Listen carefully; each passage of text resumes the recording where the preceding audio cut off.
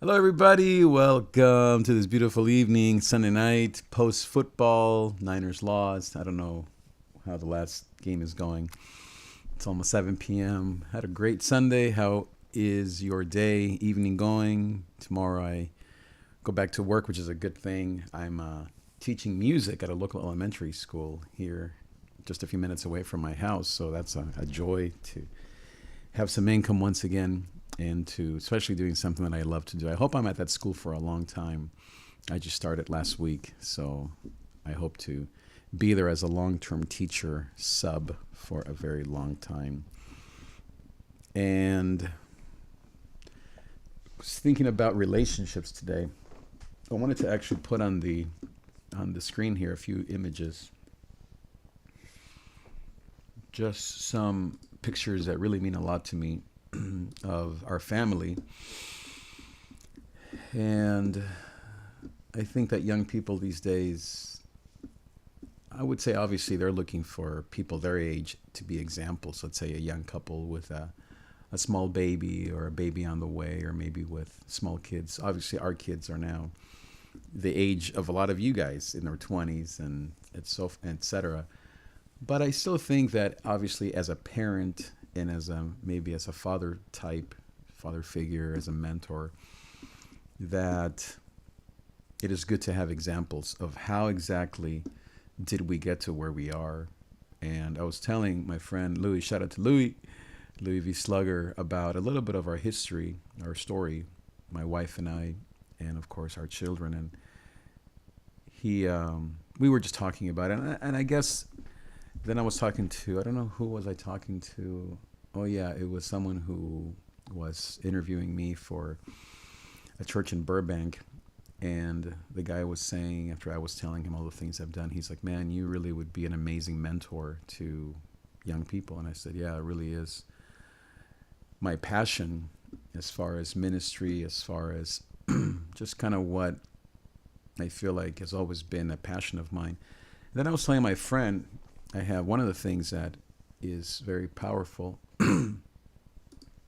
at this stage of my life is to have mentors myself. And maybe they're no longer mentors per se, but they are, maybe you could say, peers that are also successful men and that have been through a lot of stuff as well, like I have, and we can understand each other.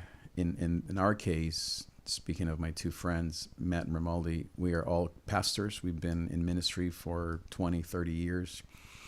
And so we understand the the pain and the joys of pastoring. And I have a picture I want to put on the screen there of our babies that are no longer babies. And so you can see there. And then I want to put a picture here of the real joy of my life. Not that our kids aren't, of course, they are a joy, but my wife. And I wanted to talk about marriage and about being, not being promiscuous, about staying to a committed relationship, about having holiness in your relationships. I'm not talking about being perfect or being crazy or I don't know, but I am talking about having standards. So I want to put here a picture of my beautiful, gorgeous wife, Rochelle, because these are things that matter. Because, as I said, we need examples. We don't need shame. We don't need guilt. We don't need, I don't know, whatever. But we do need examples.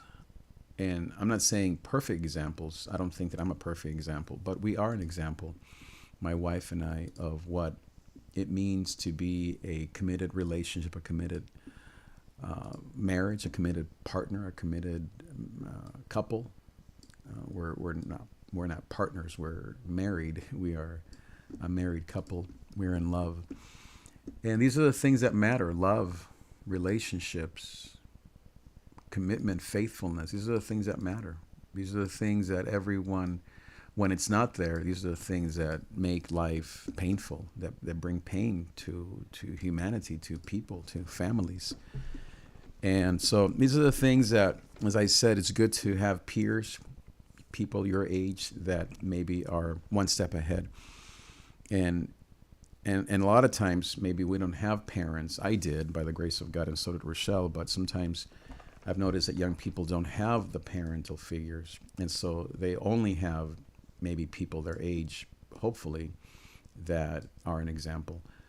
So my point is that we need mentors. And so what was my point? I guess my point with my friends that I was telling you about, my peer friends, is that we were just talking last night about similar stuff about being mentors to our kids.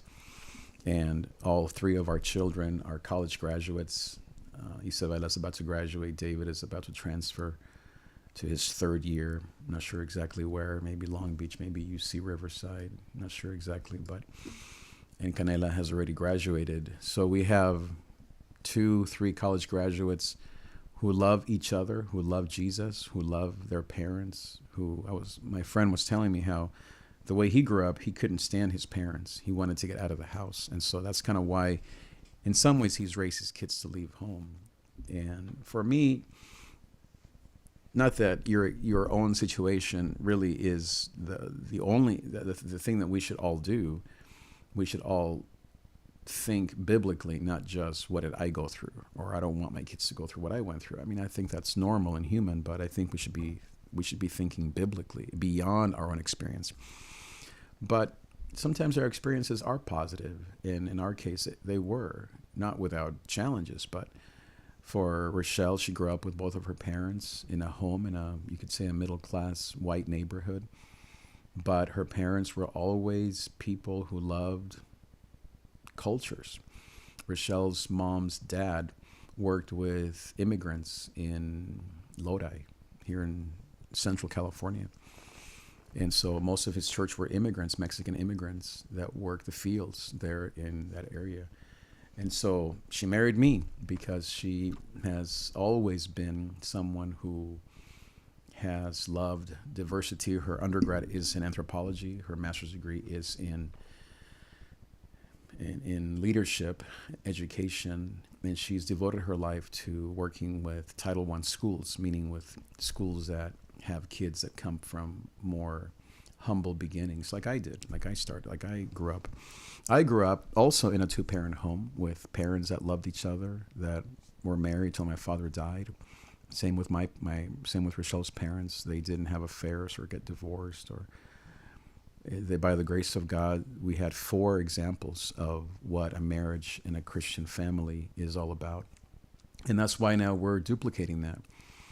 And of course, by the grace of God, if you haven't had that, you can create a family that is going to be different. That's going to change the course of time. You're going to start your own legacy. But we need examples, because social media and TikTok are not examples. I mean, my goodness, what horrible examples of promiscuity and materialism and image and fakeness and all that stuff. And so we need examples. So my story, and I'm not going to go all the way back to the beginning per se, but what I was telling my dear brother Louis, what was I telling him? I guess I was telling him about how ministry happened for us, for Rochelle and I. So we met in church when we were 21 and 19, 22 and 20, somewhere around there, just kids. Wow. Just little kids 30 years ago. We're now 50. And so we met, like many of you, in church. We were just little kids. And we were holy. We didn't get physically engaged. I don't want to have too TMI here for anyone, but we remained pure in our relationship for 2 years. And that, I mean, the statistics now say what the Bible has always been saying. Evolutionary psychology, now all the studies prove or back up what the Bible has been saying forever. And that is that a monogamous relationship with 2 people of low body count, or virgins, if possible, is 80% more effective and more successful as far as a long marriage and not getting a divorce than a couple who's been through a lot of different things, a lot of different bodies. And so I would say the key to our success, same with our parents and Rochelle's parents, was being monogamous, being exclusive, being committed to one person, one woman, since dating. And I'm not saying, again, that there aren't desires, and again, not TMI, right? But I mean, as a young person, I'm not saying that you don't have hormones, men and women. It's not just men. But these are the things that it's not just because it's biblical, but it's because, first, it's never talked about on TikTok. This is not what, I mean, maybe you have churches, and yes, you have your favorite pastor, your favorite friends that talk about this as far as exclusivity and being monogamous, but the culture isn't talking about it. In fact, it's going against it. And maybe you don't have good examples. And so we are an example of that. And our success, 27, 28, almost 30 years now of being together and then married for 28 years this August. Yeah, 29, 20, 28. It's because it started, our relationship started based on these principles, biblical principles. And then our parents, as I said, brought these principles also into their families, into their homes. And so we grew up with these families. What do you do if you don't have these models? And it's why I'm here. It's why many of us are here. And as I said, it's great to have young people talk about these issues. But I think that it is important for you to see from us, the older generation, examples like you see here on the screen of a family that serves Jesus together. I was talking to a young couple, actually just a young man, and he said, "Do you and your wife worship together?" And it was an odd question only because I take it for granted. But it makes sense why young people ask that, because that's not what they see. And I said, "Well, yes, of course we do." And I thought at first I think it was a he, maybe it was a she, I don't remember. She was maybe saying or thinking, does she sing with me? Because, obviously I do worship. So I told her, let's say to her, I said, no, she doesn't sing with me. But I think she meant, do you guys serve Jesus together? And I said, oh, of course we do. That's the foundation to our ministry. That's the foundation to our marriage. Our foundation is not money. It's not looks. It's not how a house or kids or love or romantic, all these things we've done and all these things we hold to. We are romantic. We go on dates. We love each other. But our foundation is Jesus. It's not even church.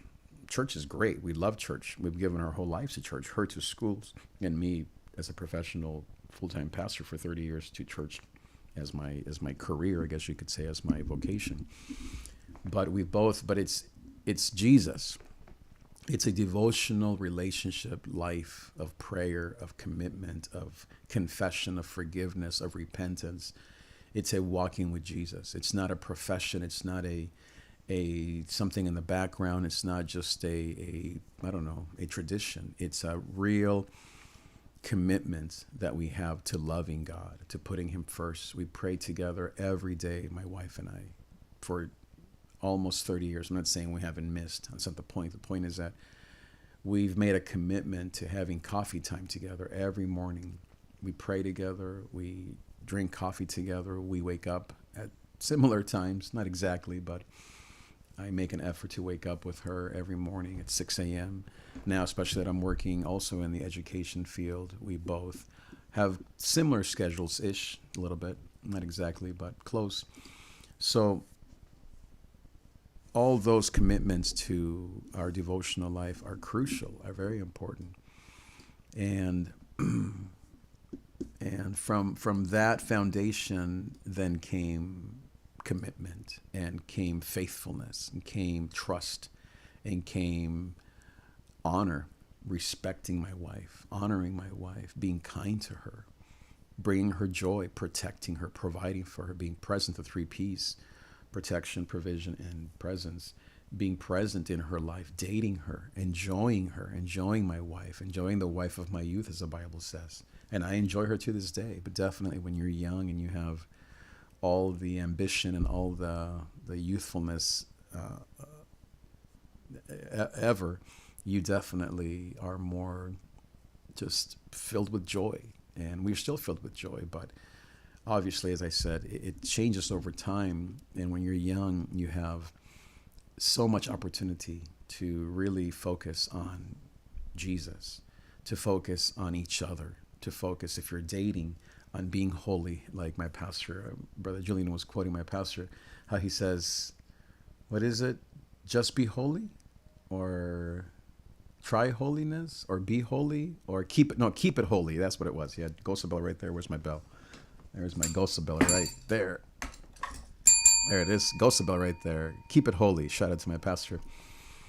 And that was our commitment. And this is what I know a lot of couples are doing, but a lot of couples are not in the church. I'm not saying in the world. I'm talking about in the church. There are many problems, but I thank God that I've noticed how young people, millennials, Gen Z, whatever's next after Gen Z, Gen Z, I've noticed that they're committed, my kids are committed to holiness, to purity, to waiting till marriage.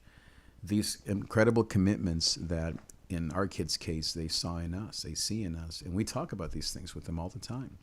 Even to this day, we talk about these things, how to dress. And like they say, dads keep boys away from jail and girls away from the pole. I know it's kind of a crazy statement, but I really believe it, that men, we as fathers, in this age where you don't have fathers in the home, or maybe you didn't grow up with your father, or it's all about maybe your mom and your abuelita and the matriarchy, the women figures, which I'm thankful for. We have to have men of God, men of valor, men who don't sleep around and don't get high and don't ruin their lives. And if we've been through challenges, my thing wasn't drugs or alcohol or I don't know, violence, but it was anxiety, fear. And you could say, I don't know, maybe a little bit of womanizing, I guess, or all that typical stuff in my 20s before I was married. And I'm not saying that I don't have those struggles to this day. My point is that I didn't give in to those things per se. But my thing was, the thing that weakens me a lot of times is definitely my not being perhaps always willing to trust God. And so my point is that we come together as we face many trials, my wife and I, and we come together to serve God most of all. That's really been our foundation. Rochelle, these days with Andrew Tate and Fresh and Fit and all these podcasts, the whole thing about traditional man or traditional women, traditional men, is a thing that people talk about. I guess it's important. I'm not really sure, but I think that I would rather call it a biblical man, a biblical woman. The Bible talks a lot about biblical relationships, a ton. Not so much Jesus per se. I mean, some, but definitely Paul. He talks a lot, even though he wasn't married, and even though we don't know if he had any relationships. Maybe Lydia, people say, maybe he was married to her. But he talks a lot because why? The Corinthian church, the Ephesian church, the Thessalonians, the different Roman church, all these, quote, churches with normal people, and a lot of them were Gentiles, pagans. They were not raised in the Jewish law. They had a ton of problems with the same old things, heresy and sexuality, belief or materialism, power, and sexuality. I mean, these are the same things that we as humans, males and females, we struggle with and always will. And so that's why there's so much teaching that Paul gives around these topics of human sexuality and biblical manhood, biblical womanhood. And it does say for women to submit. I didn't write that down. It says for men to sacrifice everything for their wives. That's what it says. That's what the biblical mandate is. Submit to each other. And the woman definitely to submit to the man, and the woman is definitely to sacrifice his life for his wife. And it is a man and a woman, and it is a marriage covenant relationship. Those are the standards. It's not about promiscuity or checking the field or playing the field or seeing what's out there. It's not about that. It's not about being a traditional man. It's not about being a feminist or a liberated woman or about liberalism or conservatism. That's politics. It's about a biblical mandate. And it works. We are living proof. And we have less and less proof of that. And that's why young people today, in and outside the church, perhaps are looking elsewhere for guidance and mentorship. But the church, and most of all Jesus, And the biblical story has many mistakes, many examples, a lot of teaching on human sexuality, relationships, love, trust, communication, all of these things. And there's, of course, a ton of Christian literature written on these topics, a ton from back in the 80s when I was a kid, or even maybe after that, I guess, Promise Keepers to then the famous James Dobson and Focus on the Family, which I wasn't really a big fan of because it did become political. And then, of course, the last 20, 30 years it's gotten so political where now we think of Christian as Trump and Republican and all this stuff. I don't subscribe to any of that junk. I think that we need to be biblical people that are not talking about what party do you vote for, or what is a mask, or what is a vaccine, and all this dumb stuff. That I'm not saying it's not important. I'm not saying that it's not important. I'm just saying that it's not biblical. It's not what we as people of God need to be dabbling in. We need to be talking about biblical mandates, biblical living, biblical standards. And it's not about, as I said, feminism or about toxic masculinity. It's about being a man, a woman of God. And then having examples. Of course, we have to have examples. Not of perfection. I'm not saying, hey, look at me. I'm just saying, yeah, imitate us as we imitate Christ. That's a biblical verse. It's a biblical mandate again. And so these are things that are important. These are things that matter. These are things that young people need.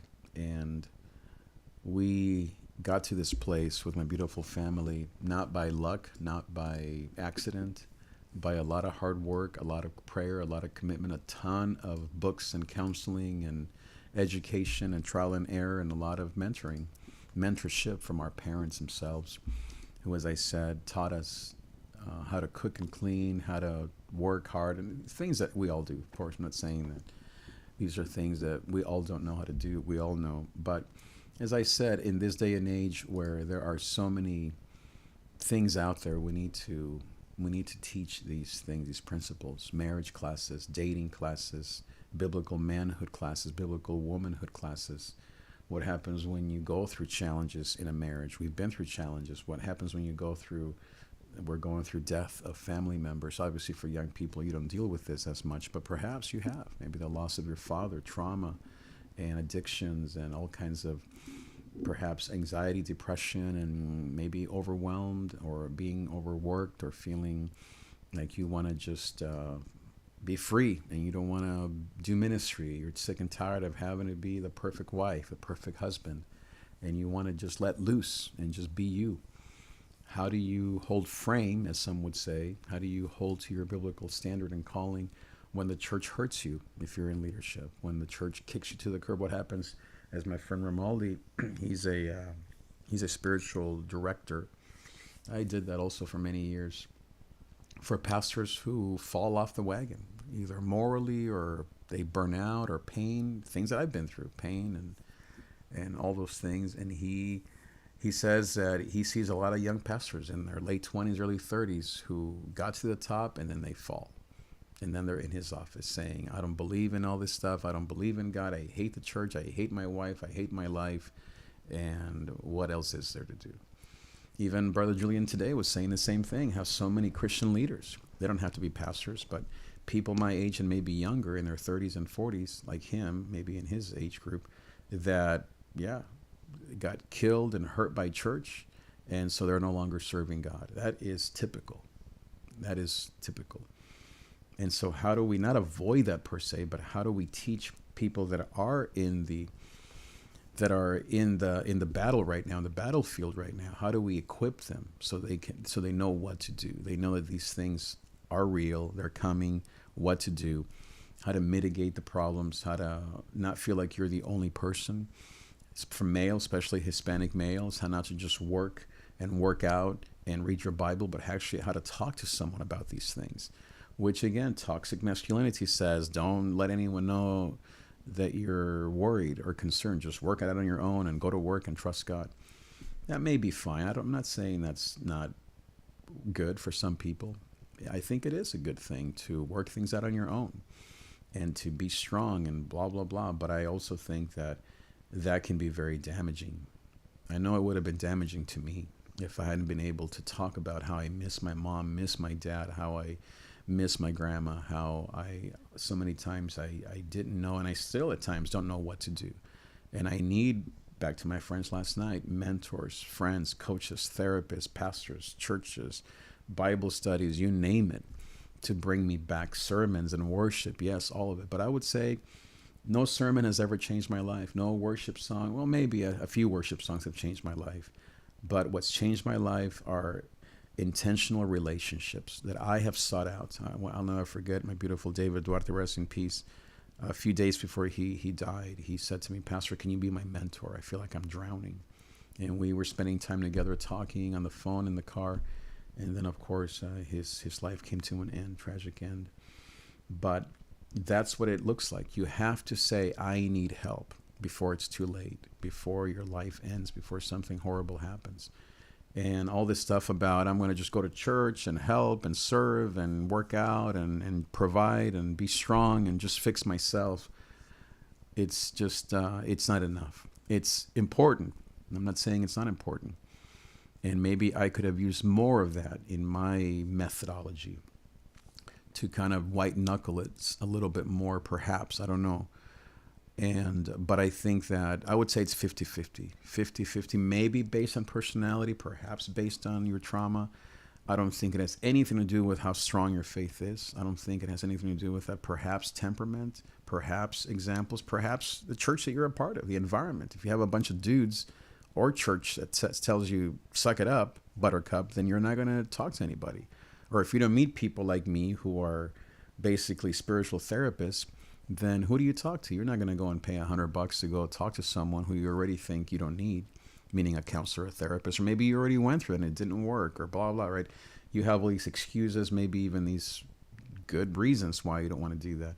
But I do think that every man, every woman needs someone. I'm not saying it has to be a professional person like me or an actual therapist or a counselor, but I think everyone needs to have, like for me, as I said, I have therapists. I went to therapy for 10 years, medication for 10 years. It helped me tremendously, working out, yoga, lifting weights, running, eating healthy, eating clean, all that stuff. It all helped me. Biblical deliverance, spiritual healing, teaching, church, the worship, it all helped me, all of it. I can't say one thing helped me to have what you see on the screen. This gorgeous woman and these three amazing kids that love each other, that love Jesus, and that love us, and that are just on their way to do wonderful things for the King of Kings and Lord of Lords. I think it requires conversation, and I think that our churches are still behind when it comes to this. It's just, I don't know if we'll ever get there to a place where church is a place of conversation and therapy. We don't talk enough about mental health. We don't talk enough about human sexuality and interpersonal dynamics, intersexual dynamics. We just don't. I think, of course, we need to be preaching the gospel. So, I mean, if I was to choose, I would preach the gospel every day for the rest of my life, without a doubt. But I would say that next to that, like second to that, needs to be what we used to call discipleship or small groups, or I don't mean events. I don't mean a big rally. I mean, as I said, intentional community where you have conversation.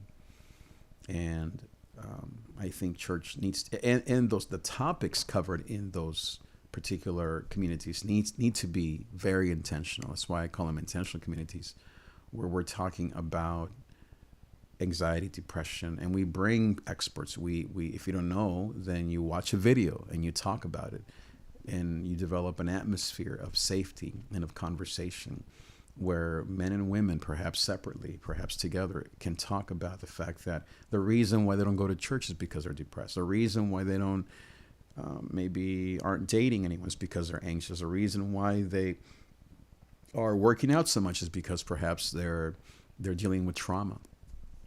And or the reason why they work so much, or the reason why they don't work enough, or the reason why they don't date anybody, or the reason why they serve in the church so much is because they're dealing with trauma.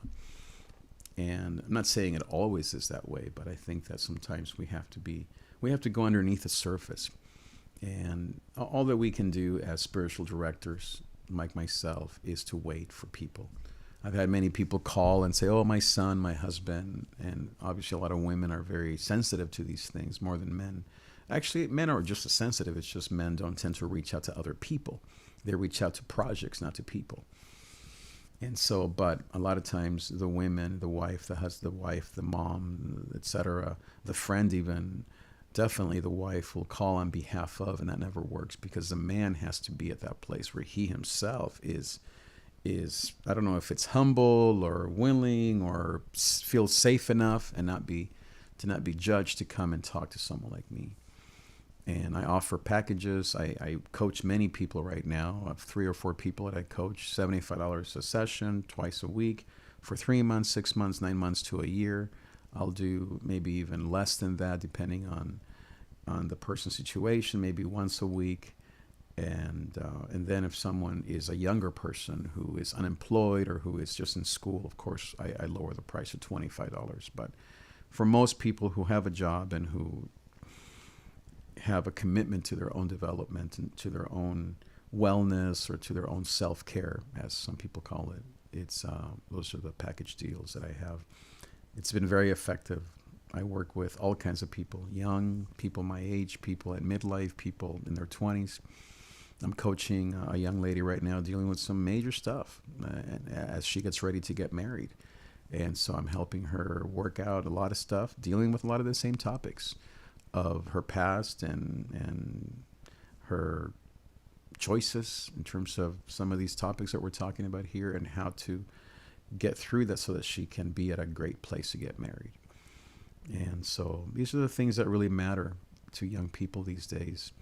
And of course, church and groups and friends and worship, like I said, all of it is needed. But I do believe that you have to have mentorship. I have mentors. I have coaches myself that help me in my marriage, in my ministry, in my own mental health, in my own human sexuality choices, in the things that I look at and desire and want, temptations. Again, not to get TMI, but things that are very personal to a male, to me, that I talk openly with my mentorship group, and as well as with Rochelle. A lot of times we're very open about things.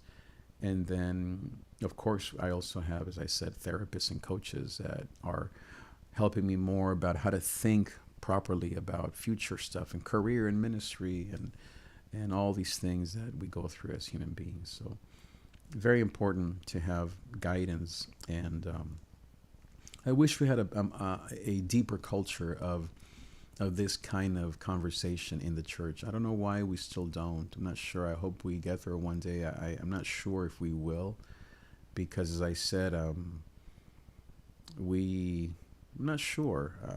Maybe it's, I don't know. Maybe we're just delaying it. We're waiting till something else comes our way. I'm not sure why it's not more common. I think everyone wants it. Everyone wants it. Everyone needs it.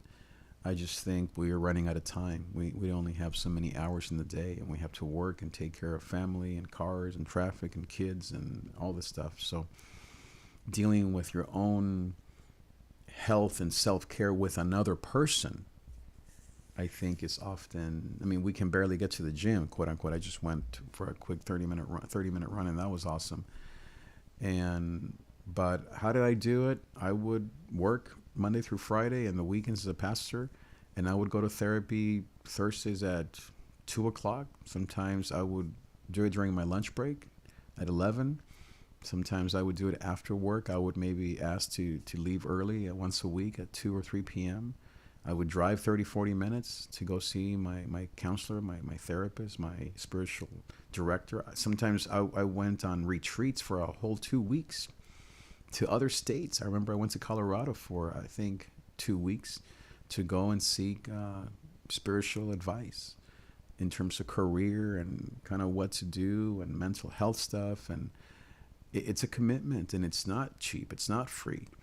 The good stuff isn't free. I'm not saying that the stuff that is free isn't good. I'm just saying that it is an investment, like signing up to go to a gym membership or buying healthy food or I'm not sure, maybe even you could say perhaps even a vacation. Obviously that's more fun than therapy, but it's an investment that you make that's going to last a lifetime. I mean, as I said, our pictures of my wife and I, we were in Italy there in those pictures just a few months ago, are a result of all of these things that both Rochelle and I and our three beautiful kids, we've committed to all these things over 30 years. They're now in their early 20s, and it's a beautiful, beautiful thing. So I hope that you can find some guidance in some of the things I'm talking about, and that you can just continue on this journey of life that is so beautiful,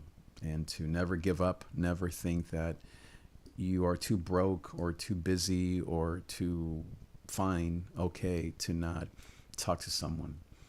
And I'm here to help. I'm here to talk and to help you along your journey towards a life of gozo, a life of greatness, a life of adventure, a life of love, in Jesus' name. Thanks so much for being here.